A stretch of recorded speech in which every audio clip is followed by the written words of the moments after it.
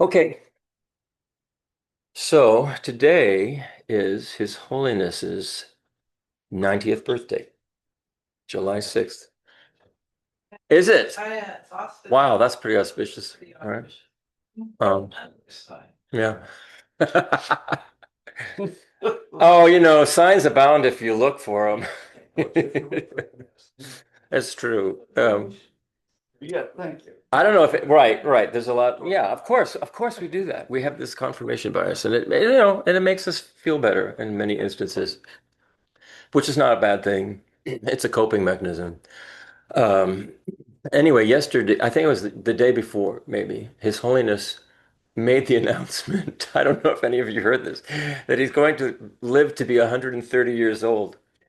And I think really what he's doing is he's jerking the chain of the CCP because, they really do want to control who the next Dalai Lama is going to be. And he and the Tibetans are not going to have any of it. And I think, yeah, good.